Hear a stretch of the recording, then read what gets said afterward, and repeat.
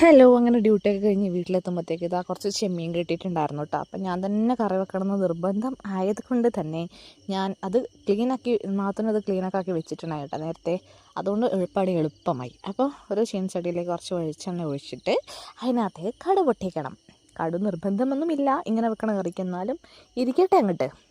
അപ്പം കടു ടമാർ പടാർന്ന് പൊട്ടിക്കൊണ്ടിരിക്കുമ്പോഴത്തേക്ക് നമുക്ക് എന്താക്കാം, അരിഞ്ഞ് വെച്ചിരിക്കുന്ന സവാളയും പച്ചമുളകും കൂടി ഇടാം.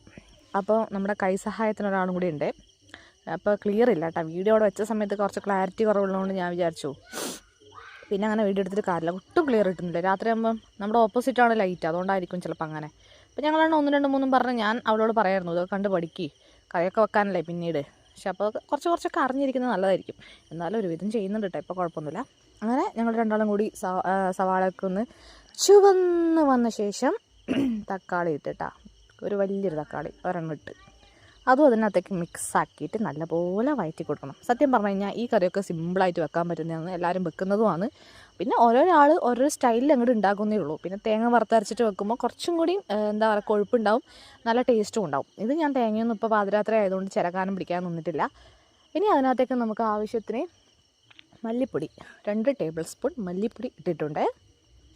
അതുപോലെ തന്നെ 1.5 ടേബിൾ സ്പൂൺ എന്താ പറയുക, നല്ല ചുവന്ന എന്താ പറയുക, ഇനി എരിവില്ലാത്ത മുളക് പൊടിയും കൂടി ചേർത്തിട്ടുണ്ട്. കാരണം നമ്മൾ പച്ചമുളക് നല്ല എരിവുള്ളതുകൊണ്ടേ പിള്ളേർക്കൊക്കെ കൂട്ടണ്ടേ.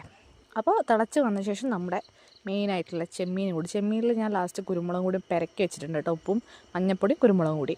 അപ്പോൾ അതും കൂടി ഇട്ട് മിക്സാക്കിയിട്ട് നല്ലപോലെ തിളപ്പിച്ചെടുത്തു. ആ തിളക്കുന്ന ടൈം നോക്കി കുളിച്ചിട്ട് വന്നു കേട്ടോ.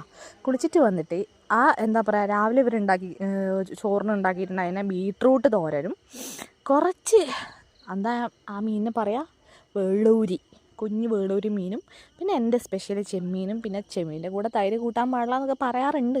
പക്ഷേ എനിക്ക് ഇങ്ങനെ എന്താ പറയുക, മീനിൻ്റെ കൂടെയും ചിക്കൻ്റെ കൂടെയൊക്കെ തൈരില്ലെങ്കിൽ ഒരു രക്ഷയുണ്ടാവില്ല. അതുകൊണ്ട് ഞാൻ അതൊക്കെ കൂട്ടും. പറയുന്നത് അനുസരിക്കാത്തതുകൊണ്ടല്ല, പക്ഷെ അതങ്ങനെ ശീലിച്ചുകൊണ്ടായിരിക്കും.